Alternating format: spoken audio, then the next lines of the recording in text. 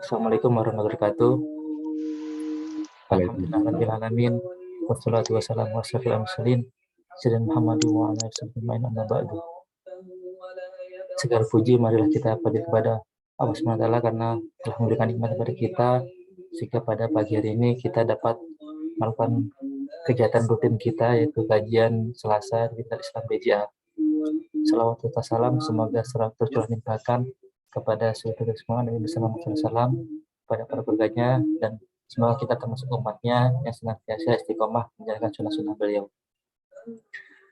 Alhamdulillah tidak terasa hari ini sudah hari ke-10 di bulan puasa. Mudah-mudahan amal ibadah yang telah kita lakukan diterima di sisi Allah SWT.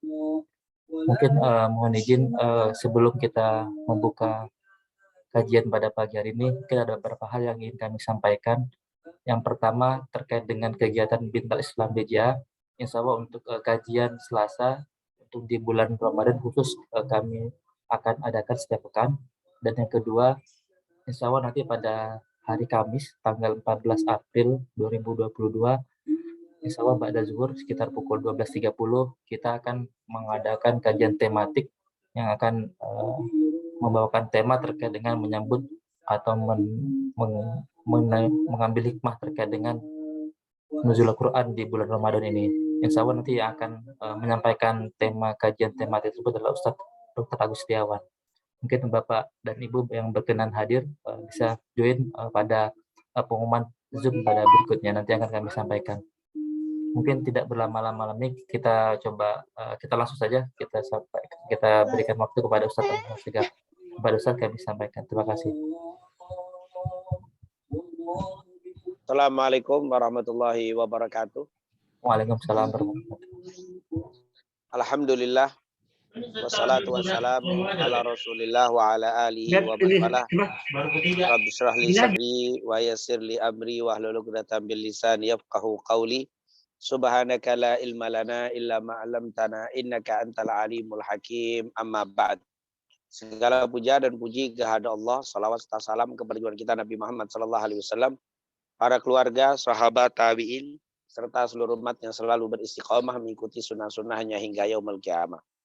Alhamdulillah pada hari ini, pada pagi hari ini, di bulan yang sangat mulia ini, kita masih diberikan sehat walafiat dan masih tentunya mendapatkan taufik hidayah dari Allah Subhanahu wa taala sehingga masih dapat melaksanakan apa yang diperintahkan Allah baik yang wajib dan sunnah. Semoga apa yang telah kita lakukan baik yang wajib dan sunnahnya semua diterima oleh Allah Subhanahu wa taala. Amin ya rabbal alamin.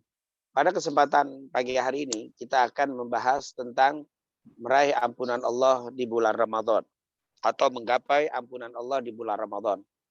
Tentunya kalau kita bicara tentang bulan Ramadan ini memang sangat-sangat banyak sekali kemuliaannya. Bukan hanya Ramadan itu syahrus siyam, bukan hanya sebagai bulan puasa.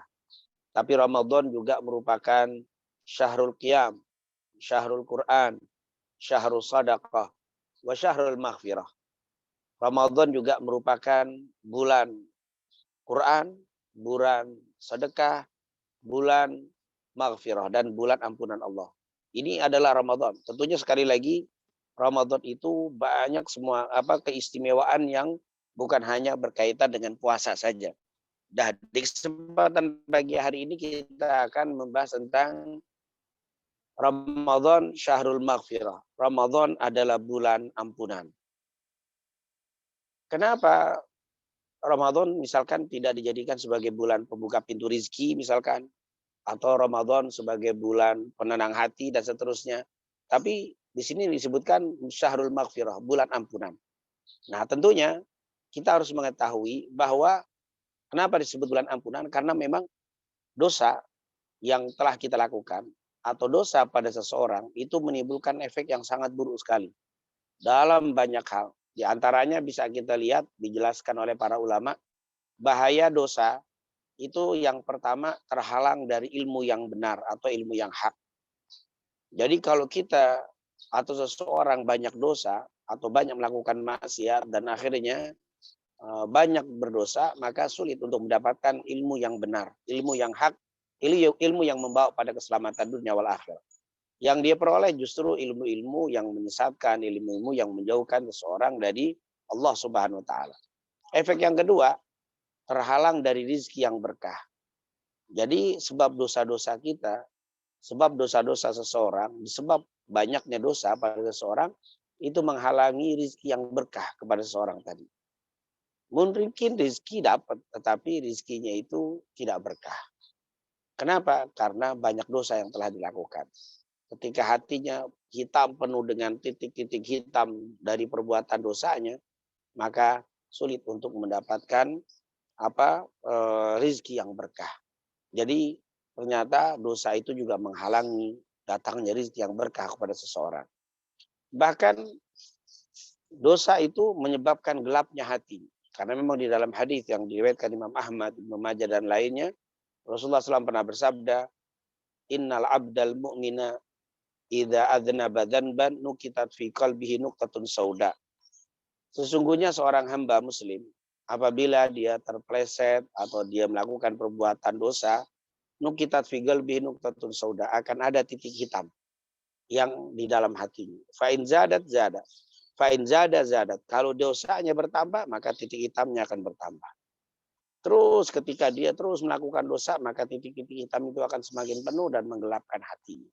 Dan kalau hatinya sudah gelap, maka yang pertama akan malas ibadah. Dia akan malas sekali untuk ibadah. Yang kedua, cenderung bermaksiat. Yang ketiga, hilang rasa malu. Hilang rasa malu maksudnya malu untuk melakukan maksiat. Dia tidak malu lagi untuk bermaksiat di hadapan manusia, apalagi di hadapan Allah.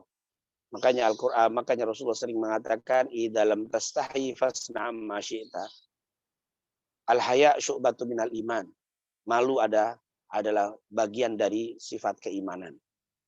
Ini menunjukkan bahwa orang sudah banyak dosa, maka sifat malu tidak ada lagi. Maaf, ketika seorang wanita sudah tidak ada, sudah banyak titik hitamnya di dalam hatinya karena dosa-dosanya, maka dia tidak malu membuka auratnya di depan yang bukan mahramnya. Karena memang sudah hilang rasa malu.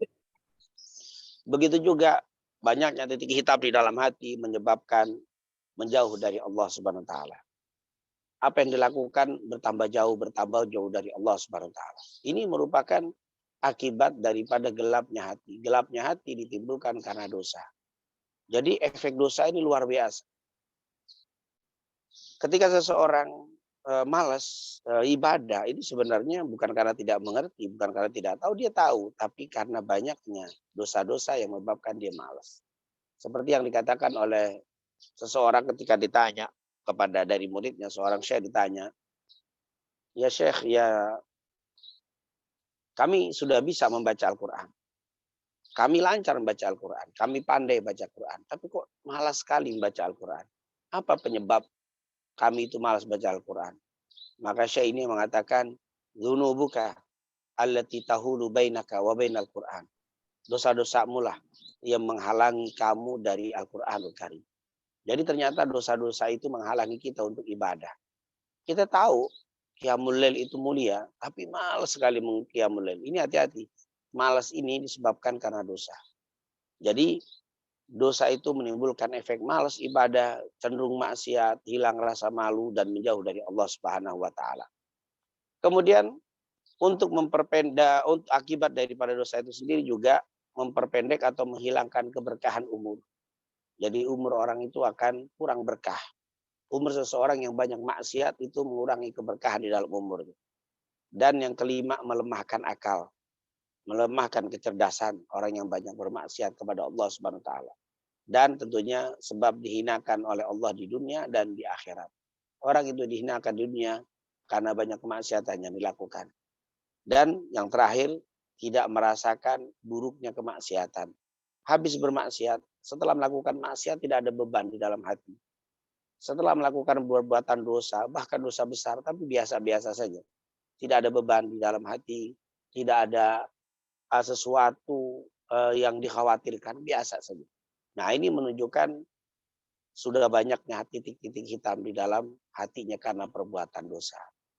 Nah, ini semua akan dibersihkan oleh Allah ketika kita masuk di bulan Ramadan. Karena Ramadan ini syahrul maghfirah. Jadi ketika kita masuk di bulan Ramadan, lalu mendapatkan ampunan, ini luar biasa. Dengan ampunan Allah kita peroleh, dengan dosa dihapus, maka kita akan mudah mendapatkan ilmu yang benar, mendapatkan rezeki yang berkah, menerangkan hati yang menyebabkan jadi semangat untuk ibadah, cenderung meninggalkan maksiat, ada timbulkan rasa malu untuk maksiat kepada Allah, dan akan selalu mendekat kepada Allah.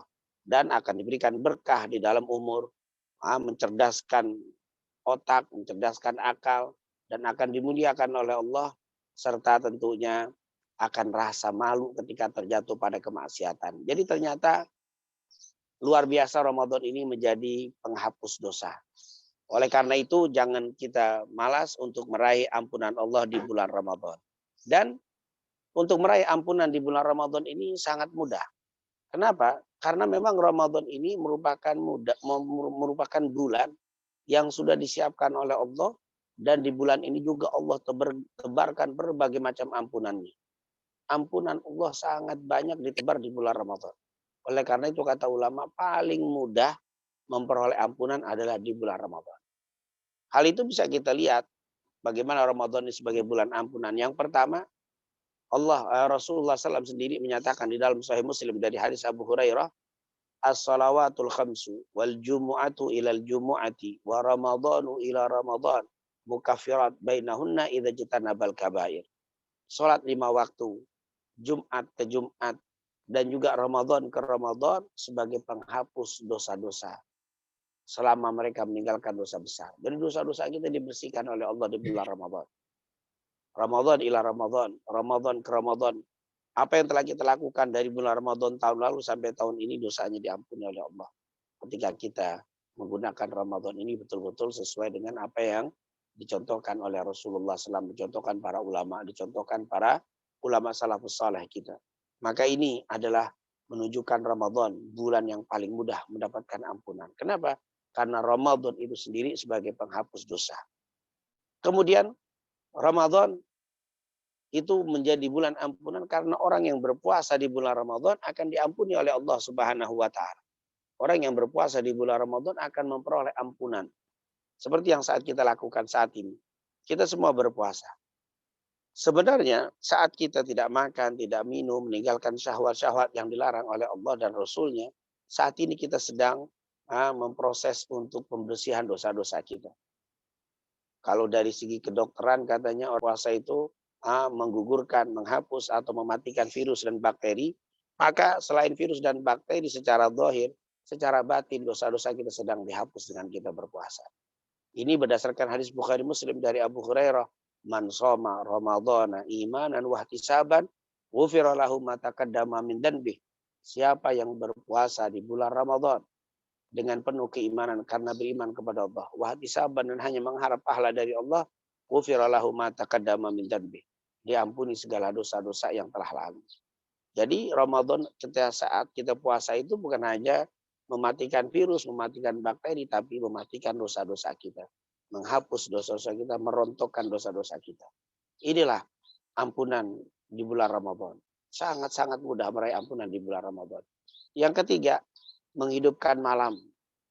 Baik dengan sholat tarawih, baca Quran, zikir, hidupkan malam. Karena memang hadis Rasulullah SAW dalam Sahih Bukhari Muslim juga dari Abu Hurairah, man qama ramadhana imanan wa ihtisaban ghufira lahu ma taqaddama min dhanbi. Man qama, siapa yang menghidupkan. Nah, di sini man qama Ramadan, siapa yang menghidupkan malam Ramadan. Bagi yang tidak berhalangan dengan mendirikan salat tarawih.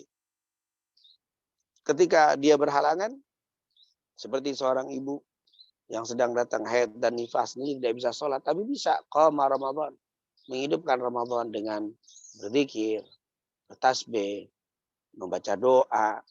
Itu merupakan amalan-amalan di malam Ramadan. Bahkan ini merupakan amalan yang sunnah, tetapi dapat menghapuskan dosanya. Sunnah saja, yaitu sholat tarawih, qiyamul lail. Itu amalan sunnah, tapi amalan sunnah itu dapat menghapuskan dosa-dosanya. Makanya Rasulullah bilang man qoma ramadhana. Kalau tadi yang pertama man shoma, yang puasa. Tapi di sini man qoma ramadhana imanan wa ihtisaban ghufira lahu ma taqaddama min dhanbi. Siapa yang berpuasa, siapa yang menghidupkan malam Ramadan dengan mendirikan sholat dan amal-amal saleh yang lainnya di malam Ramadan, ghufira lahu ma taqaddama min dhanbi. Semua dosanya akan diampuni oleh Allah Subhanahu wa taala. Jadi memang betul-betul Ramadan ini syahrul maghfirah. Ramadan ini bulan ampunan yang ditebar ampunan Allah Subhanahu wa taala. Bahkan kita tahu di dalam hadis yang diriwayatkan oleh Al-Imam Tirmidzi dari Abu Hurairah radhiyallahu anhu, Rasulullah SAW bersabda, "Salasatun la turaddu da'watuhum." Ada 3 golongan yang tidak akan ditolak doa-doa mereka. As-shaim hatta yuftir, orang yang puasa sampai berbuka. Wal imamul adil, dan pemimpin yang adil.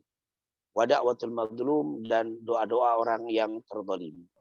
Nah, yang pertama tadi as-shaim hatta yuftir, orang yang puasa sampai datang waktu berbuka.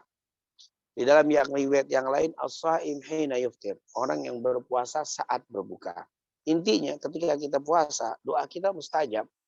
Maka di sini kesempatan kepada kita untuk berdoa kepada Allah supaya diampuni dosa-dosanya.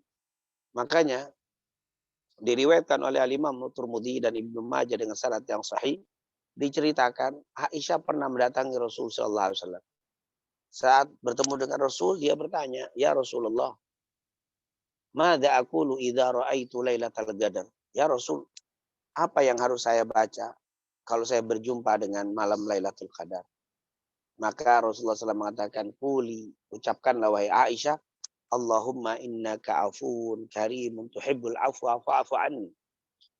Allahumma innaka afuwun karimun tuhibbul afwa fa'fu anni. Ya Allah, Engkau sungguh Maha Pengampun dan suka memberikan.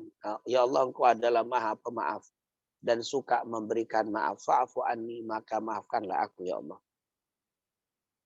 Di dalam penjelasan para ulama ketika kita membahas Allahumma innaka afuwun karimun tuhibbul afwa fa'fu anni, ya Allah, Engkau adalah zat yang Maha Pemaaf, suka memberikan maaf, maafkanlah aku. Kata para ulama apa? Allah tidak akan mudah memberikan maaf kepada kita kalau kita tidak mudah memberikan maaf kepada orang lain. Nah, di sini intinya yang kita minta adalah maaf, ampunan dari Allah Subhanahu wa taala. Kenapa? Ini waktu adalah waktu yang mustajab. Bulan yang kalau kalian berdoa tidak akan ditolak oleh Allah. Seperti yang dikatakan, "Salasatun la turaddu da'watuhum as-shaim hatta yuftir." Ini merupakan bulan yang mustajabud dakwah. Nanti kalau kita belajar tentang Ramadan adalah syahrul doa, Ramadan adalah bulan berdoa. Oleh karena itu ayat yang diturunkan oleh Allah di dalam surat Al-Baqarah, di antara sela-sela ayat tentang puasa itu ada ayat yang berbicara tentang doa. Wa idza sa'alaka ibadi anni fa inni qarib ujibu da'watad da'i idza da'an falyastajibu li wal yu'minu bi la'allahum yarshudun. Ini menunjukkan bahwa Ramadan adalah bulan yang sangat cepat diterima doa seseorang. Oleh karena itu, di sini kesempatan kepada kita untuk berdoa kepada Allah dengan meminta ampunan. Bahkan zikirnya pun itu zikir Allahumma innaka afuwun karimun tuhibbul afwa fa'fu anni, juga zikir yang mengandung minta ampunan dari Allah Subhanahu wa taala. Jadi memang Ramadan ini full berbicara tentang ampunan. Yang terakhir, bahwa Ramadan itu bulan ampunan dan paling mudah kita meraih ampunan di bulan Ramadan adalah hadis Bukhari Muslim yang disebutkan dari riwayat Abu Hurairah yang bercerita tentang dibukanya pintu surga. Allah SWT, Rasulullah SAW bersabda, "Idza dakhala syahru Ramadan, futihat abwabul jannah, au abwabus sama, wa ghulikat abwabu jahannam, wa susilati syayatin." Apabila telah datang bulan Ramadan, dibuka pintu-pintu surga, ditutup pintu-pintu neraka, dan diikat atau dibelenggu para syaitan. Kata para ulama, apa sih fungsi di antara dibukanya pintu surga di bulan Ramadan? Tentunya banyak menjelaskan dan sudah kita jelaskan kenapa, apa hikmah yang terkandung di dalam dibukanya pintu surga. Salah satu hikmah dibukanya pintu surga di bulan Ramadan adalah di waktu itu dibuka ampunan Allah. Di waktu itu ditebar ampunan Allah. Di waktu itu keluar ampunan Allah begitu banyak kepada mereka yang meminta ampun. Oleh karena itu di dalam hadis Sahih Muslim, Rasulullah SAW pernah bersabda dari riwayat Abu Hurairah, "Inna atau tuftahu abwabul jannati yaumal itsnin wa yaumal khamis." Fayaghfirullahu likulli abdin la yusyriku billahi syai'a illa rajulan kanat bainahu wa baina akhihi syahna fayuqalu anziru hadaini hatta yastaliha. Sungguh pintu-pintu surga itu dibuka setiap hari Senin dan hari Kamis. Setiap hari Senin dan hari Kamis dibuka pintu surga. Terus fayaghfirullahu likulli abdin la yusyriku billahi syai'a. Lalu Allah menebar ampunannya di hari itu kepada setiap siapa saja yang meminta ampun, kecuali dua yang tidak dapat ampunan walaupun saat dibuka pintu surga. Apa itu? Siapa itu? Yang pertama orang musyrik dan orang yang masih bermusuhan. Intinya saat dibuka pintu surga, pintu ampunan ditebar oleh Allah. Ramadan ini bukan hanya Senin Kemis dibuka pintu surga, tapi 1 bulan penuh dibuka pintu surga. Bahkan ditutup pintu neraka. Ini kesempatan bagi kita meminta ampunan Allah Subhanahu wa taala. Oleh karena itu paling mudah mendapatkan ampunan, paling mudah meraih ampunan adalah di bulan Ramadan. Dan ulama mengancam, hati-hati. Hati-hati kalau kalian tidak mendapatkan ampunan di bulan Ramadan. Kenapa? Karena bulan yang paling mudah untuk dapat ampunan Allah. Bulan ditebar ampunan Allah. Bulan diobral ampunan Allah. Tapi kita belum juga dapat ampunannya. Nah ini tentunya akan mengalami kesulitan untuk mendapatkan ampunan di bulan lain. Oleh karena itu Rasulullah SAW mengatakan di dalam hadis riwayat Imam Tirmidzi dari Abu Hurairah radhiyallahu anhu, Rasulullah SAW bersabda, wa raghima anfu rajulin dakhala alaihi Ramadan thumma salakha qabla an yughfar lahu. Dan celakalah bagi seseorang yang sudah masuk bulan Ramadan, kemudian Ramadan itu keluar dan pergi, tapi dia juga belum dapat ampunan dari Allah Subhanahu wa taala. Nah, ini merupakan dikatakan raghima anfu rajulin, artinya celakalah. Artinya kalau kita tidak meraih ampunan di bulan Ramadan, celakalah kita. Masa di waktu bulan yang ditebar ampunan Allah, bulan yang diobral ampunan Allah, kita nggak dapat ampunan juga? Makanya Rasul mengatakan raghima anfu rajulin, celakalah orang yang apa? Dakhala Ramadan. Dia masuk bulan Ramadan tapi belum juga dapat ampunan dari Allah Subhanahu wa taala. Bahkan di dalam hadis yang diriwayatkan oleh Imam Ahmad di dalam kitabnya Al-Musnad dengan sanad yang sahih juga dari Abu Hurairah, dikatakan di situ hadis yang sangat panjang, lama hadara Ramadan qala Rasulullah SAW yubashshiru ashabah qad ja'akum Ramadan syahrun mubarak iftaradallahu alaikum siyamah tuftahu fihi abwabul jannah wa tughla fihi abwabul jahim wa fihi lailatun khairum min alfi syahr. Terus di situ ada kalimat terakhirnya, man hurima khairaha faqad hurim. Nah, ketika Rasulullah SAW di hadis ini menceritakan tentang bulan Ramadan, keistimewaan-keistimewaannya, lalu dia bilang, siapa yang diharamkan mendapatkan kebaikan di bulan Ramadan, maka sungguh dia telah diharamkan. Maksudnya apa? Diharamkan di bulan yang lainnya. Kalau Ramadan saja nggak dapat ampunan, bagaimana di luar bulan Ramadan? Oleh karena itu, ini merupakan kesempatan bagi kita di bulan Ramadan ini untuk meraih ampunan Allah sebanyak-banyaknya. Dan insya Allah materi yang kita bahas dengan judul meraih ampunan Allah di bulan Ramadan betul-betul menjadi doa untuk kita semuanya agar kita mendapatkan ampunan di bulan Ramadan yang mulia ini. Amin. Amin ya rabbal alamin. Nah, yang terakhir, apa ciri mereka yang telah mendapatkan ampunan di bulan Ramadan? Apa ciri-cirinya? Nah, tentunya sangat banyak cirinya, walaupun tidak ciri tersebut berbentuk. Walaupun cirinya tidak berbentuk dengan fisik yang berubah, tidak. Tetapi apa yang diperolehnya? Yaitu yang pertama, menghindari dari berbagai orang yang mendapatkan ampunan. Ciri-cirinya setelah dia dapat ampunan dari Allah Subhanahu wa taala, dia akan menghindari dari hal-hal yang dilarang oleh Allah Subhanahu wa taala. Orang yang dapat ampunan di bulan Ramadan, itu setelah bulan Ramadan dia selalu dan berusaha semaksimal mungkin untuk meninggalkan hal-hal yang dilarang oleh Allah. Meninggalkan berbagai macam maksiat. Yang tadinya mudah maksiat, setelah Ramadan dia berusaha meninggalkan kemaksiatan tersebut. Berarti ini menunjukkan dia dapat ampunan dari Allah. Orang yang setelah Ramadan yang biasa tidak sholat, sekarang sholat.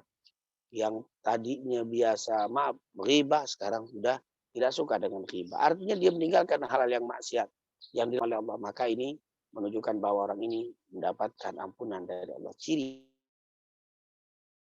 orang yang dapat ampunan dari Allah yang pertama. Setelah Ramadan, dia berusaha untuk menghindarkan berbagai macam dosa. Yang kedua, dia berusaha dan semangat melakukan puasa. Artinya puasa yang telah dilaluinya itu dia rindu. Ya Allah, kapan lagi saya masuk bulan Ramadan? Ya Allah, ketika ada perintah nanti di bulan Syawal, puasa 6 hari, dia akan bersegera puasa. Itu kata ulama, dia tidak kapok. Dia tidak jera dengan puasa. Itu menunjukkan bahwa dia mendapatkan kemuliaan bulan Ramadan. Dia mendapatkan ampunan di bulan Ramadan. Sama seperti orang berhaji. Ciri-ciri orang berhaji itu salah satunya seperti itu. Setelah dia berhaji, capek, lelah, penat, luar biasa. Tapi setelah selesai dia berkata, ya Allah, kapan lagi berhaji? Ya Allah, kalau ada kesempatan lagi saya ingin berhaji lagi. Ini memang ciri bahwa Ramadannya itu diterima. Ramadan itu menjadi penghapus dosa-dosa. Begitu juga ciri haji tadi. Tapi kalau ada orang yang sudah berhaji lalu, aduh saya kapok berhaji. Capek, saya ogah lagi, saya tidak mau lagi. Ya, ini menunjukkan hajinya tidak diterima. Kenapa? Bosan dan tidak mau lagi. Nah, begitulah kita ketika Ramadan selesai, ada keinginan untuk ketemu dengan Ramadan kembali. Bahkan dia berdoa kembali, Allah pertemukan kembali dengan Ramadan. Saya rindu lagi untuk berpuasa. Saya rindu dengan Qiyamul Lail dan seterusnya. Jadi bahkan nanti ketika masuk bulan Syawal ada perintah. Man shoma Ramadhana tsumma atba'u sittan min Syawal kana kasiyamid dahr. Siapa yang puasa Ramadan lalu diikuti dengan 6 hari di bulan Syawal, maka dia seperti puasa 1 tahun. Wah, dia lebih semangat lagi. Dia cepat dengan segera dia melakukan puasa 6 hari di bulan Syawal. Itu adalah cara tanda-tanda atau ciri-ciri puasa jadi terima, ciri-ciri Ramadan itu menjadi penghapus dosa-dosanya. Yang ketiga, amalnya menjadi lebih baik daripada sebelum Ramadan. Sebelum Ramadan baik, tapi setelah Ramadan lebih baik lagi. Di bulan Ramadan semangat, tapi setelah Ramadan lebih semangat lagi. Ini menunjukkan bahwa orang itu diterima Ramadannya, dosanya diampuni oleh Allah Subhanahu wa taala. Yang keempat, yaitu mendawankan rutinitas yang biasa dia lakukan, tetap dia lakukan. Misalkan dia di bulan Ramadan biasanya bangunnya sebelum datang waktu subuh karena bersahur. Maka setelah Ramadan dia tetap berusaha dan istiqomah bangun sebelum subuh. Kalau di bulan Ramadan dia selalu membasahi lidahnya dengan zikir dan baca Quran. Selesai Ramadan dia tetap zikir dan baca Al-Quran. Kalau di bulan Ramadan biasanya dia menunggu waktu sholat demi waktu sholat, dia tunggu satu persatu. Datang duhur dia tunggu, di waktu asar dia tunggu, bahkan dia gembira. Maghrib juga gembira tentunya pasti. Isya gembira, subuh. Artinya waktu demi waktu tidak pernah terlewatkan dan ditunggu sama dia. Begitulah ciri orang yang usai Ramadan masih menunggu waktu sholat. Sholat demi sholat dia tunggu, bahkan dia sambut dengan gembira. Ini menunjukkan Ramadan diterima oleh Allah. Ramadan menjadi penghapus dosa-dosa ini. Nah, ini insya Allah ciri-ciri orang yang diterima ampunan Allah sangat banyak. Tadi garis besarnya perubahan. Ada perubahan yang tadinya tidak baik menjadi baik, yang tadinya baik menjadi lebih baik. Itulah mungkin yang bisa kita sampaikan di antara ciri-ciri orang yang mendapatkan ampunan Allah di bulan Ramadan. Sekali lagi, semoga Allah Subhanahu wa taala memasukkan kita semuanya dari bagian orang-orang yang mendapatkan ampunan Allah di bulan Ramadan ini. Dan semoga Ramadan ini betul-betul menjadi pembersih dosa-dosa kita semuanya. Dan insya Allah Allah pertemukan kembali kita dengan Ramadan di tahun-tahun yang akan datang. Amin. Ya Rabbal Alamin. Mungkin itu yang bisa saya sampaikan. Silakan mungkin kalau ada yang bertanya.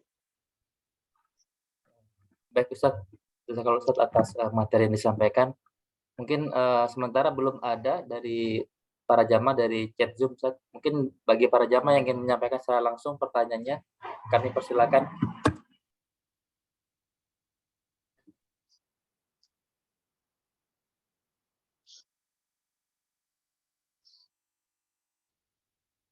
Mungkin juga jamaah banyak yang masih di perjalanan ya, jam segini ya.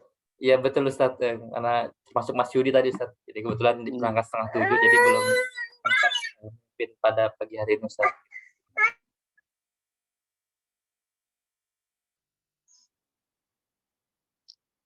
Atau mungkin selanjutnya agak dimundurkan, jangan jam 6 misalkan jam 8 gitu mungkin. Biar sampai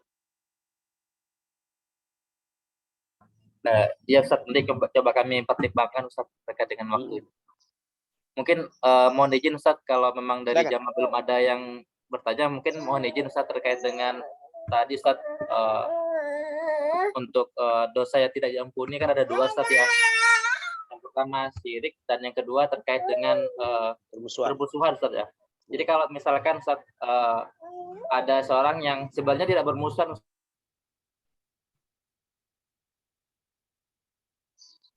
awalnya sangat akrab gitu Ustaz, sering berkomunikasi gitu kan, karena satu tempat, satu kos-kosan. Kemudian apa Ustaz? Kenapa? Ada. Jadi mungkin setelah beberapa lama gitu tidak saling komunikasi Ustaz.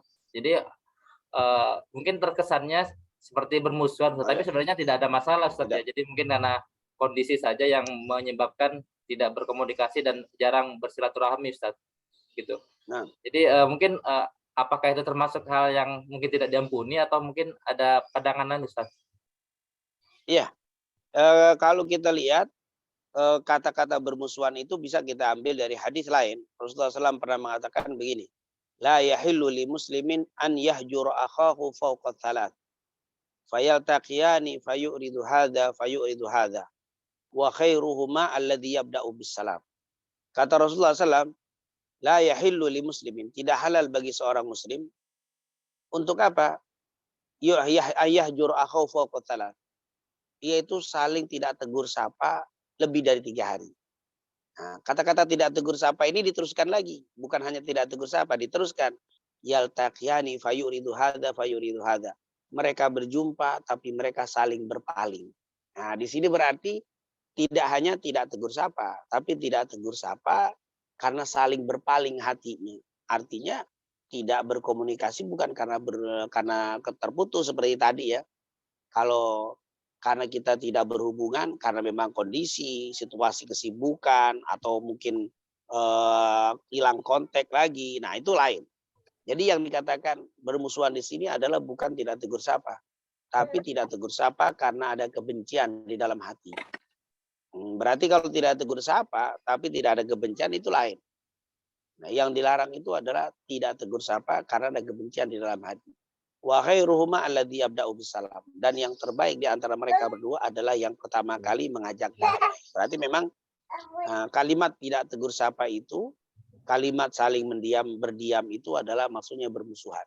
Tapi kalau tidak tegur sapa, tidak bertegur sapa atau tidak berkomunikasi karena keadaan-keadaan yang tidak memungkinkan, karena jauh atau mungkin tidak ada konteksnya, tidak ada konteksnya, maka hal itu tidak termasuk yang menghalangi ampunan Allah Subhanahu wa taala. Wallahu a'lam bishawab. Nah, itu jadi dia tidak termasuk kena hukum yang hadis tadi. Wallahu a'lam bishawab. Baik Ustaz, jazakallahu Ustaz atas jawaban yang disampaikan. Mungkin ada pertanyaan Ustaz dari salah satu jamaah Ustaz. Kebetulan dalam perjalanan, mungkin saya izin bacakan Ustaz ya untuk pertanyaan dari iya, Pak Hermawan Ustaz. Ustaz, mungkin izin bertanya, mungkin di luar dari pembahasan pada pagi hari ini Ustaz, apakah bagi wanita fidyah karena sedang hamil atau menyusui itu menggugurkan qada puasa Ustaz? Kalau bagi yang hamil atau itu apakah gugur atau tidak Ustaz? Iya, pendapat tentang menyusui dan hamil memang ada dua pendapat. Pendapat yang pertama itu seperti pendapat Ibnu Abbas dan diikuti oleh yang pendapat dengan Abdullah bin Abbas radhiyallahu anhuma. Abdullah bin Abbas mengkias atau menyamakan orang hamil dan menyusui itu seperti orang tua. Wa 'alal ladzina yutiqunahu fidyatun ta'amu miskin. Bagi orang tua, begitu juga bagi yang menyusui dan yang hamil, yang tidak mampu maka cukup membayar fidyah. Ada riwayat dari Abdullah bin Abbas bahwa bagi wanita yang menyusui dan hamil cukup membayar fidyah saja, tidak perlu qada. Nah, fidyah itu cukup. Tapi menurut jumhur, nah saya lebih cenderung pendapat jumhur ya, pendapat jumhur ulama ini dari mazhab Maliki, Syafi'i, Hambali, Hanafi.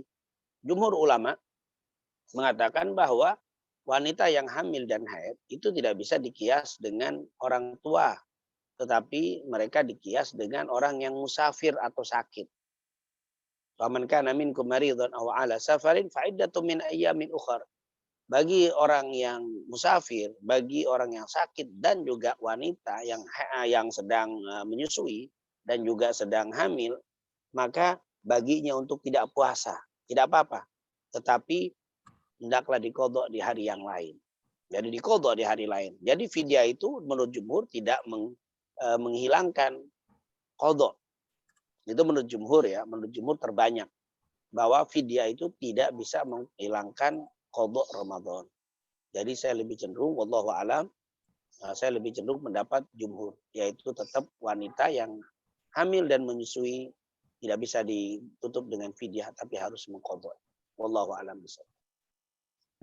Baik Ustadz, jazakallahu atas jawaban yang disampaikan. Mungkin ada satu lagi Ustadz dari satu jamaah dari Pak Darmuji. Mungkin beliau ingin menyampaikan secara langsung Ustadz pertanyaannya pada Pak Darmuji. Silakan. Silakan. Terima kasih Ustadz. Sama-sama. Assalamualaikum warahmatullahi wabarakatuh. Waalaikumsalam warahmatullahi wabarakatuh. Mohon maaf Ustadz, off video. Oh iya, nggak apa-apa. Yang kedua, mungkin pertanyaannya di luar topik pagi ini. Dalam hal sebentar lagi misalnya kan pemerintah sudah mengizinkan untuk mudik. Kemudian saya pernah dengar pendapat selama mudik itu untuk keperluan yang baik, tidak untuk maksiat, kemudian perjalanan atau musafir itu telah memenuhi syarat-syarat untuk tidak puasa, maka diperkenankan untuk tidak puasa, dalam arti diberi keringanan oleh Allah untuk tidak berpuasa. Pertanyaan saya, kita mau mudik, diberi keringanan oleh Allah tidak puasa, tetapi kita tetap berpuasa. Di tengah perjalanan kita tidak kuat untuk berpuasa. Akhirnya kita membatalkan puasa kita. Hukumnya seperti apa Ustaz? Karena kita sudah diberi keringanan tidak diambil, tapi akhirnya nggak kuat. Akhirnya kita membatalkan puasa kita. Dan bagaimana sebaiknya kalau kita dalam perjalanan, apakah kita ambil rukhsahnya itu, keringanan itu, atau kita tetap puasa? Kalau nggak kuat ya udah nanti kita batalkan aja begitu. Demikian Ustadz, terima kasih atas penjelasannya. Assalamualaikum warahmatullahi wabarakatuh. Waalaikumsalam warahmatullahi wabarakatuh. Iya, semoga yang sedang dalam perjalanan semua lancar semua.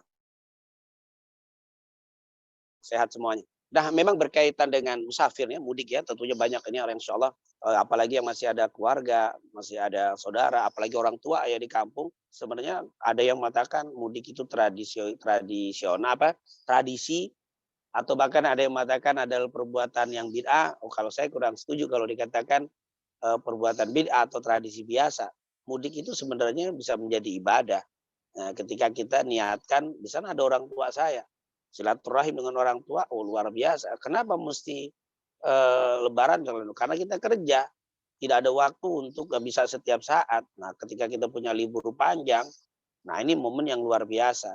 Nah, ini tentunya insya Allah mudik-mudik kita ini kalau kita niatkan untuk silaturahim, terutama orang tua dan keluarga, paman, bibi, itu akan menjadi nilai ibadah itu mudik. Bukan perbuatan biasa yang tidak mengandung ibadah, justru itu mengandung ibadah. Tapi kalau kita ya niatnya hanya rekreasi saja ya mubah, tidak termasuk maksiat juga tidak ibadah karena mubah saja. Nah insya Allah mudiknya kita ini semua kita niatkan karena Allah, niat untuk silaturahim, sehingga mudik-mudik kita itu menjadi ibadah atau bernilai ibadah. Lalu di dalam perjalanan mudik ini tentunya bagi orang yang mudiknya jauh di atas 83 kilometer, di atas 83 kilo itu kan termasuk musafir. Tapi kalau mudiknya masih di Bogor, Bekasi dekat sini ya tentunya belum. Tapi ketika dia sudah masuk ke 83 kilo, nah itu karena pendapat terbanyak ya, jarak musafir itu yang pertama, musafir dihitung musafir pertama keluar kota. Yang kedua 83 km. Kalau Imam Syafi'i 86, mazhab Hambali 83. Artinya 80-an lebih lah. Itu hitungannya maka musafir. Nah, di dalam musafir ini puasa berbeda dengan sholat. Masalah puasa ini berbeda dengan sholat. Bedanya apa? Kalau sholat sepakat seluruh ulama afdolnya dikosor dan dijamak. Itu sepakat. Kalau untuk sholat. Rukhsah yang dikasih oleh Allah bagi orang yang musafir dalam bab sholat sepakat 4 madhab untuk dijamak dan diqasar. Hanya Imam Madhab Hanafi mengatakan cukup diqasar, tidak dijamak.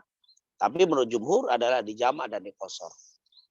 Nah ini merupakan bab sholat. Sepakat, tidak ada perbedaan. Misalkan ada nggak lebih afdol sempurna? Enggak. Semua 4 madhab sepakat dijamak atau diqasar. Itu paling afdol. Sementara berbeda dengan puasa. Puasa ini mesti berbeda, tidak seperti sholat. Tidak sepakat.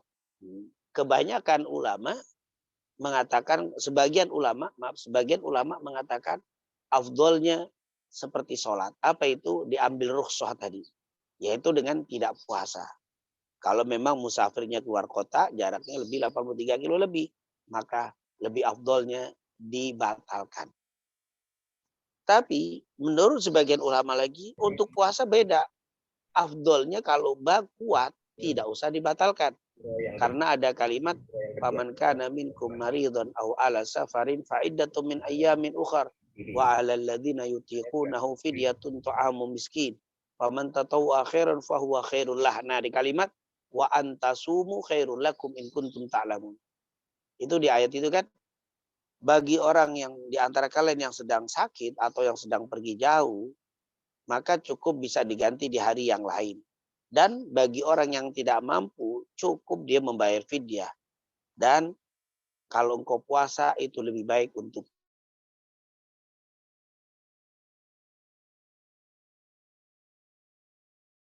musafir. Itu kalau kuat, lebih afdolnya tetap puasa. Itu kata mereka. Kenapa alasannya? Alasan tadi, wa antasumu khairul lakum in kuntum ta'lamun.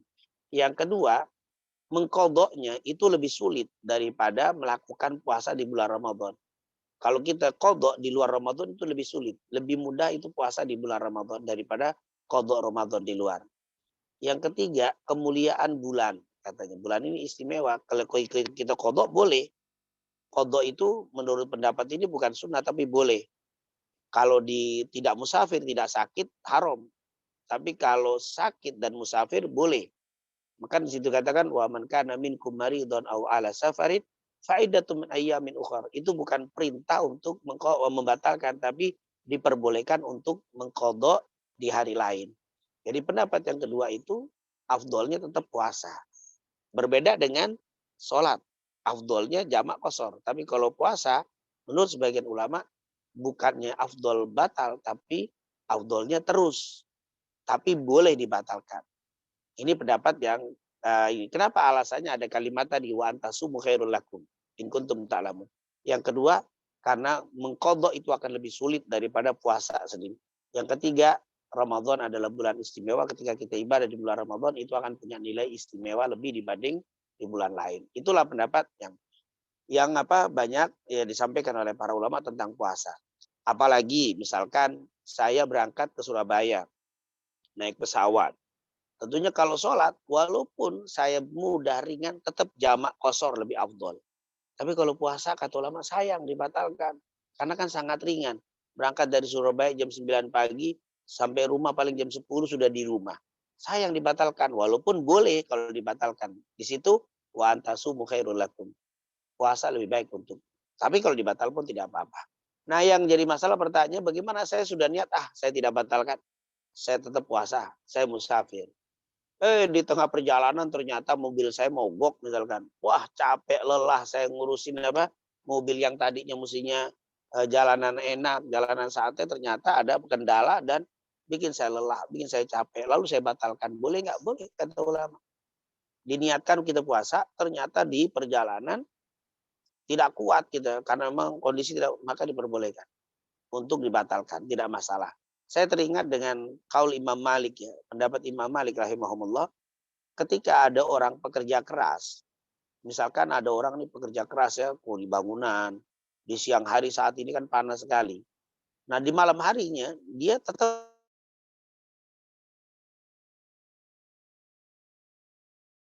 dia makan yang banyak, dia niat berpuasa. Ketika dia bekerja di pagi, mulai puasa, masih tetap puasa dia bekerja. Tapi ketika di siang hari, jam 2, jam 3 dia sudah lemah sekali. Karena kondisi pekerjaan yang berat, matahari yang sangat terik. Akhirnya tidak kuat, kata Imam Malik batalkan. Walaupun awalnya niat puasa tetap. ternyata di pertengahan kondisi yang tidak memungkinkan untuk dilanjutkan, dibatalkan. Dan itu tidak apa-apa. Nah itu dibatalkan. Jadi insya Allah kata Imam Malik, begitulah kewajiban bagi orang yang bekerja keras. Begitu juga kita nih, perjalanan kayaknya enteng, insya Allah mudah nih, perjalanan enak, insya Allah lancar, saya niat puasa. Tengah di perjalanan ternyata berat, maka tidak apa-apa untuk kita batalkan puasa kita dan kita qadha di hari yang lain. Wallahu a'lam bishawab. Mungkin begitu Pak Darmoji. Baik Ustadz, dan sekali atas jawaban disampaikan. Pak Darmuji, apakah ada pertanyaan lagi Pak Darmuji? Atau bisa kita lanjut? Cukup Pak, terima kasih Ustadz. Terima kasih Pak Darmuji. Afan Ustadz, mungkin 3 pertanyaan lagi Ustadz ya, sebelum kita tutup Ustadz. Mungkin yang pertama izin saya bacakan Ustadz di chat Zoom. Dari Ibu Isti Ustadz. Assalamualaikum Ustadz, izin bertanya terkait dengan ketika ada kedua orang yang bermusuhan, bagaimana kalau salah satunya sudah mengingatkan untuk saling meminta maaf, namun yang lainnya tetap tidak berubah sikapnya, berupa tidak mau menyambung silaturahim. Bagaimana dengan pahala puasanya Ustadz? Apakah Allah SWT masih mau menerimanya? Kemudian yang kedua Ustadz, dari Pak Sunawan, izin Ustadz bertanya bagaimana ketentuan terkait tempat terbaik membayar zakat fitrah dan zakat lainnya. Dan mungkin terakhir Ustadz, dari Pak Anang, ini berkaitan dengan Pak Darmuji pertanyaannya, bagaimana caranya kalau kita mau mengambil keringanan untuk musafir yang boleh tidak berpuasa, apakah dari semalam habis isya kita sudah tidak berniat puasa gitu, atau kita tetap niat puasa dan melakukan sahur, tapi nanti setelah di tengah perjalanan baru kita membatalkan puasa Ustadz. Mungkin 3 itu Ustadz, sebelum kita tutup pada pagi ini Ustadz. Ya, saya mulai dari yang ketiga ya, karena berkaitan dengan pada Muji tadi, yaitu kalau kita niat musafir, itu malam tidak boleh kita tidak niat puasa. Kita harus tetap niat puasa dulu. Kenapa? Karena kita tidak tahu besok itu jadi apa tidak jadi. Gitu. Saya teringat dengan cerita Abdullah bin Abbas. Abdullah bin Abbas itu, waktu itu dia mau musafir ke Syam. Dia tinggal di Madinah. Akhirnya dia tetap puasa, di pagi hari dia puasa.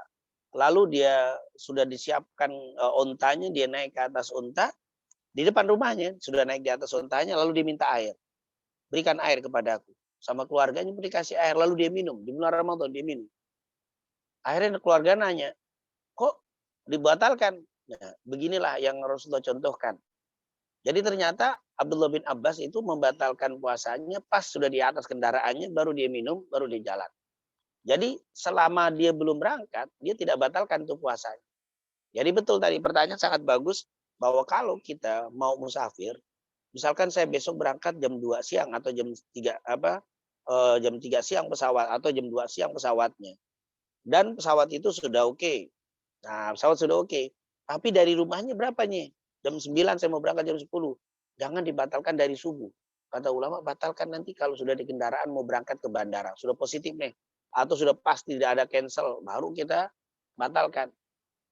Nah, kalau kita bawa mobil sendiri pergi mudik, maka batalkannya jam berapa ini berangkat, sudah pasti, baru boleh dibatalkan kalau sudah pasti. Tapi kalau masih bagaimana berangkat, ya bisa jadi hari ini, bisa besok, lihatlah besok, itu tidak boleh dibatalkan.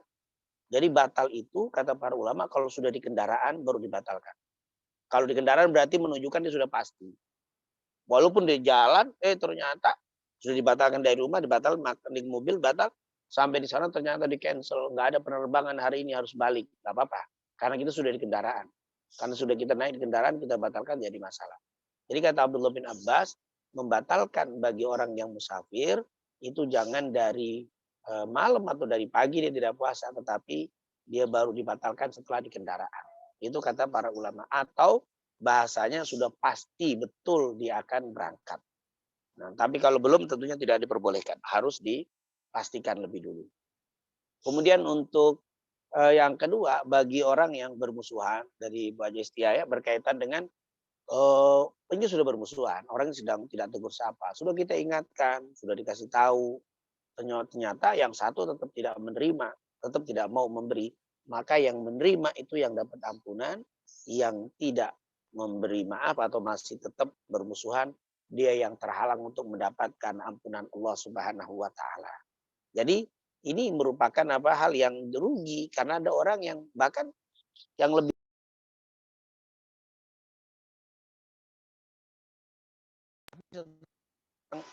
saya mah ngasih maafnya cuma di hati saja. Katanya saya masih maaf hanya di hati saja. Sementara dia mah di lisan saja, di hati saya belum ngasih maaf. Nah ini tentunya rugi orang itu. Dia memberikan maaf hanya di lisan tapi di hati tidak dimaafkan. Maka dia tidak mendapatkan ampunan dari Allah. Terhalang ampunan dari Allah. Jadi alhamdulillah orang yang bermusuhan berdua, yang satu memaafkan atau minta maaf, yang satu tidak memberi, maka yang meminta maaf dapat ampunan, yang tidak memberi maaf tidak mendapatkan ampunan dari Allah. Dalam artian tidak mendapatkan ampunan itu ampunannya ditunda. Jadi ampunannya ditunda oleh Allah Subhanahu wa taala.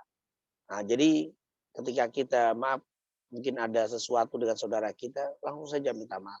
Masalah dia memaafkan atau tidak, itu sudah kita terlepas dari urusan itu. Yang penting kita adalah diperintahkan minta maaf. Dia tidak memberi maaf, itu urusan dia dengan Allah Subhanahu wa taala. Nah, yang kemudian yang kedua tadi pertanyaannya berkaitan dengan, saya lupa tadi.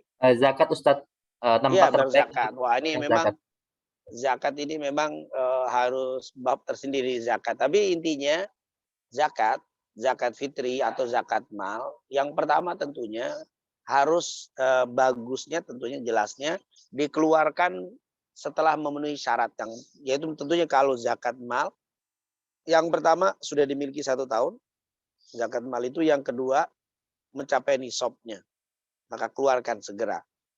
Didahulukan itu boleh, mendahulukan waktunya, saya bulan depan tapi saya keluarkan bulan ini boleh, tapi mengakhirkan tidak boleh. Nah, tepat waktu itu bagus, tapi lebih bagus kata ulama, saya keluarnya itu bulan Syawal, saya keluarkan di bulan Ramadan lah lebih dulu, itu bagus. Karena melihat waktu yang lebih istimewa. Padahal jatuhnya kita baru jatuh zakat itu bulan Syawal, tapi saya keluarkan bulan Ramadan. Itu luar biasa. Karena kata ulama sepakat mengeluarkan zakat belum waktunya, itu sepakat boleh. Tapi kalau menunda tidak boleh. Saya keluar zakatnya Ramadan, tapi saya tunda Syawal, itu tidak boleh. Jadi sudah memenuhi syarat, 1 nisab penuh, nisabnya sudah ketemu, nisabnya sudah pas, yang kedua haul. Dan yang terbagus bagaimana zakatnya itu? Ya zakat itu tentunya kita harus memenuhi, penerima zakat itu adalah apa? 8 asnaf seperti yang disebutkan dalam Al-Quran. Kemudian tentunya al-aqrab fal-aqrab, yang paling istimewa berikan kepada yang terdekat, Jadi jangan kita memberikan kepada yang jauh, sementara ada orang-orang yang dekat dengan kita yang berhak untuk mendapatkan zakat tadi.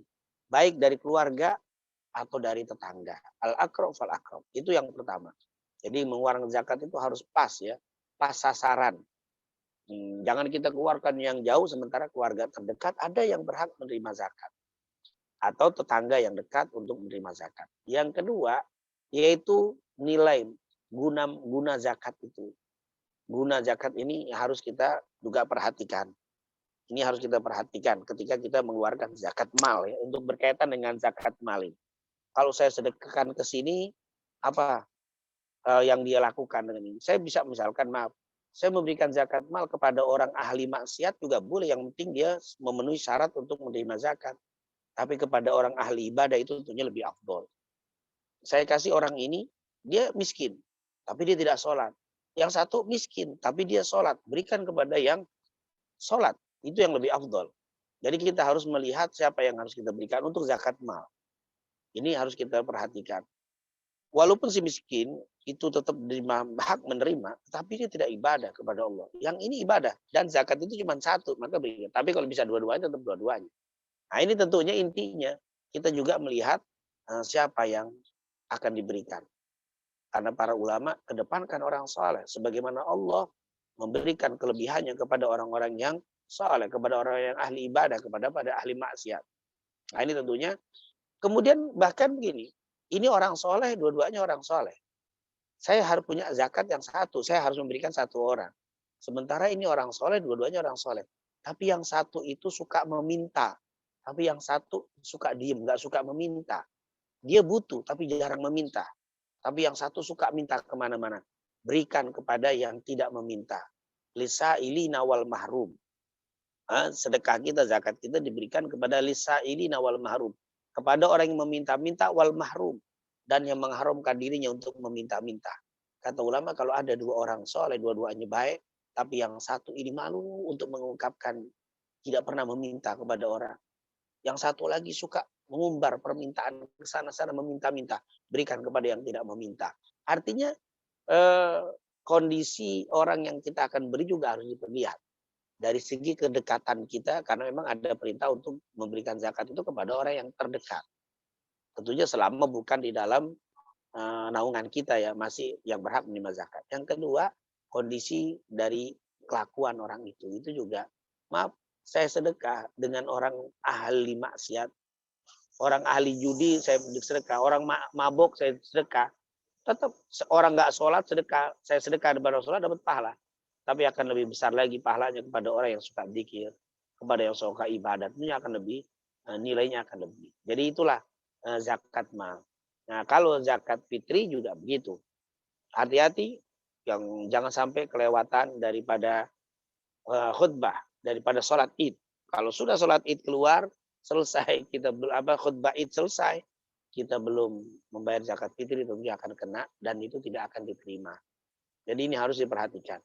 Dan yang paling afdol adalah yang bisa menutupi orang-orang miskin yang tidak masak di hari itu. Dan kita berikan boleh secara langsung, boleh kepada amin. Intinya cara pemberiannya juga, maaf, yang paling afdol tentunya dengan tidak menghinakan orang yang kita beri. Kadang-kadang maaf, kadang-kadang ada orang yang bersedekah, tapi saat dia bersedekah misalkan divideokan, kemudian disebarkan. Maaf, karena setiap kita misalkan saya penerima zakat atau penerima sedekah. Ketika orang memberi kepada saya terus dipoto atau divideokan terus disebar, saya tentunya rasa malu. Nah, itu bukan cara Nabi itu. Cara Nabi itu orang yang diberi tidak merasa malu. Orang yang diberi merasa dimuliakan. Itulah yang diinginkan. Maka zakat itu paling afdol, bukan orang penerima zakat yang datang ke kita, tapi kita yang datang kepada orang-orang yang berhak menerima zakat. Jadi memang hal-hal adab-adab seperti ini harus diperhatikan. Karena sekarang ini sering sekali orang memberi tapi divideokan kemudian di-share atau dipoto kemudian disebar. Ini tentunya akan membuat malu si penerimanya. Kalau zaman dulu mereka bersedekah secara sembunyi-sembunyi, bahkan kalau sedekah tangan kanan atau tangan kirinya tidak melihat sebelahnya, sangat tersembunyi. Dan as-shadaqatus sir, kata Allah, bahwa sedekah sembunyi-sembunyi itu lebih Allah cintai daripada sedekah terang-terangan. Nah, ini tentunya yang harus kita lakukan, adab-adab bersedekah. Tapi insya Allah mungkin itu nanti dengan Ustadz yang lain yang berkaitan dengan adab-adab sedekah dan zakat, baik zakat mal, zakat fitri, itu perlu untuk diungkap agar kita mendapatkan sedekah atau zakat yang tersempurna. Wallahu a'lam bishawab. Baik Ustadz, jazakallahu atas jawaban yang disampaikan. Afwan Ustadz, ada satu lagi Ustadz. Ini ada satu pertanyaan lagi Ustadz sebelum kita tutup. Silakan. Ada dari Pak Suryatno. Mohon izin bertanya Ustadz. Yang pertama, bagaimana hukumnya kalau lupa mengucapkan niat puasa Ramadan? Yang kedua, apa yang dimaksud pada bulan Ramadan pintu surga dibuka dan pintu neraka ditutup serta setan dibelenggu? Syukran Ustadz, jazakallah. Yang pertama, kalau kita lupa berniat, tentunya mungkin dimaksud lupa berniat ini lupa niat dengan talafut ya, lupa niat dengan talafut. Talafut itu nawaitu shauma ghadin anadai, mungkin kalimat itu yang dilupa. Sebenarnya niat itu terletak ada di dalam hati. Jadi ketika kita malam-malam sudah besok insyaallah saya mau puasa, di dalam hati itu sebenarnya sudah niat. Bahkan kata ulama, ketika malam hari kita bangun sahur, nah, ketika sahur itu sebenarnya sudah niat. Karena kata para ulama tidak mungkin dia bersahur kalau nggak ada niat untuk berpuasa. Jadi sahurnya dia atau sahurnya kita di waktu malam itu bangun, niat itu sudah hitungannya niat. Hanya saja sunnah. Nah, ini pun sunnah di dalam mazhab Syafi'iyah. Di dalam mazhab Syafi'iyah seperti Imam Nawawi disunnahkan untuk talafut. Saya niat puasa besok hari karena Allah. Itu talafut, yang namanya talafut, meniatkan. Tapi tanpa disebutkan pun jumhur ulama sepakat sampai sah. Yang penting tadi ada yang pertama keinginan untuk puasa, yang kedua bangun sahur itu sudah dihitung puasa. Tapi yang dikatakan tidak niat begini.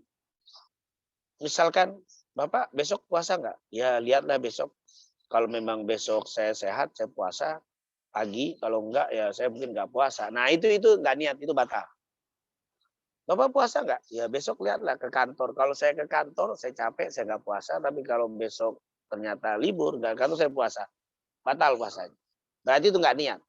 Tapi kalau sudah ada keinginan dalam hati besok mau puasa, terus bahkan dia sampai sahur, bangun sahur, itu sudah hitungannya niat. Hanya madhab Hanafi, madhab Syafi'iyah, sunnahnya di talafut. Di talafut itu nawaitu. Jadi nawaitu bukan penentu kalimatnya ya.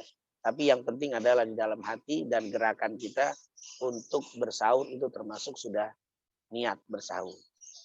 Nah yang terakhir, apa maksud dibukanya pintu surga? Memang tadi hadis Bukhari Muslim dari Abu Hurairah. Idza jaa Ramadan futihat abwabul jannah wa ghuliqat abwabun niran wa suffidat syayatin. Apabila datang bulan Ramadan dibuka pintu surga, ditutup pintu neraka, diikat syaitan. Ada banyak penafsiran seperti yang disebutkan oleh Imam Ahmad bin Ali bin Hajar Asqalani ketika membahas ini, penafsirannya banyak sekali. Tapi saya lebih cenderung penafsiran yang simpel ya dari ulama salafnya. Maksudnya apa? Pintu surga betul-betul dibuka. Pintu neraka betul-betul ditutup. Lalu apa hikmah? Toh kita juga nggak masuk surga saat ini. Atau orang yang meninggal nggak masuk surga. Karena surga itu dimasuki nanti setelah hari kiamat, padang mahsyar, dihisab, di mizan, ditimbang, lewat Shirathul Mustaqim, baru masuk surga. Lalu apa fungsi pintu surga dibuka? Kata para ulama, dibukanya pintu surga itu tadi ditebarnya ampunan Allah. Dibukanya pintu surga memberikan hawa yang membuat orang itu mudah, enteng untuk beribadah.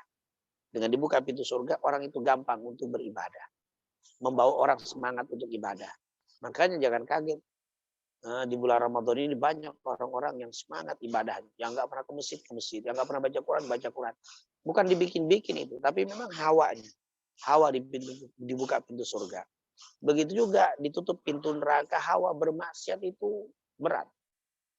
Orang mau bermaksiat di siang hari, orang mau maksiat di bulan Ramadan itu mikir sekian kali. Agak berat saja. Agak risih untuk bermaksiat di bulan Ramadan. Nah ini tentunya hikmah dibuka dan pintunya pintu surga. Jadi ketika dibuka pintu surga, orang itu lebih cenderung beramal untuk masuk ke dalam surga. Artinya melakukan amal soleh lebih cenderung. Di bulan Ramadan ditutup pintu neraka, orang agak segan beramal kemaksiatan yang berakhir pada neraka. Karena ditutup pintu nerakanya Allah SWT. Dan diikat syaitan juga banyak penafsirannya. Tetapi pendapat ulama salaf, setan betul-betul dibelenggu. Tekstualnya dibelenggu, memang dibelenggu. Artinya syaitan tidak lagi bisa menggoda kita di bulan Ramadan. Tapi kalau timbul pertanyaan, kenapa kok masih banyak orang maksiat? Ya, banyak orang maksiat di bulan Ramadan atau maksiat dilakukan di bulan Ramadan bukan karena syaitan.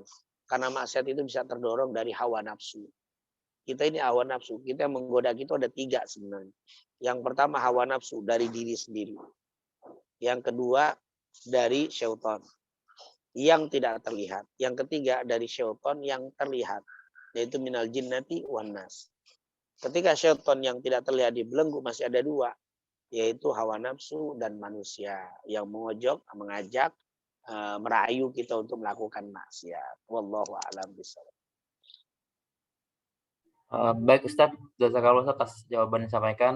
Alhamdulillah dari acara pagi tadi sampai hari ini sudah berjalan dengan lancar. Mungkin mohon izin para jemaah sebelum kita tutup acara kita pada pagi hari ini, mohon izin kepada Ustadz untuk memimpin doa pada pagi hari ini. Afwan Ustadz, ini baru ada chat Zoom. Kalau berkenan Ustadz, satu lagi ada pertanyaan Ustadz Afwan. Ada dari Pak Saifuddin Ustadz, satu lagi. Mungkin izin para jemaah, ini terakhir pertanyaan karena sudah jam 8:05. Mungkin pertanyaan satu lagi. Izin bertanya, apakah zakat penghasilan termasuk zakat mal? Mengingat zakat mal sampai nasab dimiliki selama 1 tahun, sedangkan penghasilan kadangkala selalu tutup lubang, gali lubang, Ustaz. Apakah penghasilan kita tetap setiap bulan tetap harus bayar zakat, Ustaz? Gitu, Ustaz. Iya. Yang pertama berkaitan zakat mal ini, tentunya zakat mal dan zakat penghasilan ya. Kalau zakat mal sepakat ya, merupakan zakat yang sudah ada di masa Rasul. Tapi ketika zakat penghasilan nanti terjadi khilaf di antara ulama. Makanya di sini pendapat sebagian ulama mengatakan tidak ada zakat penghasilan. Nah ini makanya nanti jangan kaget kalau ada ustadz-ustadz yang menyangkal adanya zakat penghasilan. karena ini adalah baru di masa Rasul tidak ada. Maka zakat penghasilan ada ulama yang tidak setuju adanya zakat penghasilan. Yang kedua, ada yang mengatakan zakat penghasilan bisa juga ada karena dikias dari zakat pertanian itu bisa masuk, atau zakat yang kalau bahasa kita ini pertanian zakat penghasilan gitu. Makanya kalau pertanian itu setiap panen ada zakatnya, begitu juga zakat penghasilan. Setiap bekerja ada hasilnya, ada panennya. Jadi sekali lagi, masalah zakat penghasilan, sebagian ulama tidak setuju adanya zakat penghasilan. Tapi sebagian ulama setuju dengan adanya zakat penghasilan. Oleh karena itu kalau ada Ustadz, sekali lagi saya ingatkan, kalau ada yang mengatakan tidak ada nama zakat penghasilan, dia mengingkari zakat penghasilan, kita tidak perlu ribut, tidak ada bermasalah. Kenapa? Karena mereka berpegang tidak ada hadis, tidak ada perbuatan Nabi, tidak ada contoh dari Rasul tentang adanya zakat penghasilan. Nah itu makanya kita tidak perlu permasalahkan bab itu. Tapi ada juga yang mengatakan zakat penghasilan itu ada, karena dilihat dari petani saja yang hasilnya sekian, setiap hasil panen ada zakatnya. Masa penghasilan yang kadang-kadang besar tidak ada zakatnya, ini harus kena zakat. Dan itu pengkias dari zakat seperti itu. Nah, ambil saja kita pendapat yang mengatakan zakat penghasilan ada. Apakah kalau memang sudah mengeluarkan zakat penghasilan, nanti di akhir tahun zakat mal itu ada? Nah, di sini kata para ulama, kalau memang sudah mengeluarkan zakat penghasilan, yang hasil dari uang yang sudah dizakati, berarti misalkan saya dapat sisa dari, misalkan saya zakat dapat 10 juta. Lalu 10 juta tadi keluar zakat penghasilan 2,5%. Misalkan 2,5% dari penghasilan sudah saya keluarkan. Lalu dari 10 juta tadi masih tersisa setiap bulan terkumpul, di akhir tahun terkumpulnya misalkan sisanya 20 juta. Apakah masih kena juga zakat 2,5% dari 20 juta? Kata ulama sudah tidak kena karena sudah dikeluarkan setiap bulan. Dari 20 juta ini sudah dikeluarkan 2,5% setiap penghasilan. Tapi kalau ada harta lain di luar daripada penghasilan ini, ternyata saya di luar 20 juta sisa ini, saya dapat dari order, misalkan saya pernah jual tanah atau saya dapat order tanah, saya mencalok tanah, misalnya menjualkan tanah orang, saya dapat penghasilan tahun yang lalu, uang 100 juta, sampai sekarang masih ada 100 juta. 100 juta kena ini 2,5%. 2,5% saya kena dari simpenan di luar hasil penghasilan. Tapi kalau penghasilannya sudah dikeluarkan zakatnya. Tapi di luar penghasilan yang rutin yang sudah kita keluarkan ada harta yang di luar penghasilan, maka itu tetap kena 2,5%. Tapi yang di luar penghasilan. Tapi kalau sudah penghasilan tadi, maka sudah dikeluarkan zakatnya. Itu yang berpendapat adanya zakat penghasilan. Sekali lagi, ini masih ramai berkaitan dengan zakat penghasilan. Wallahu a'lam bishawab.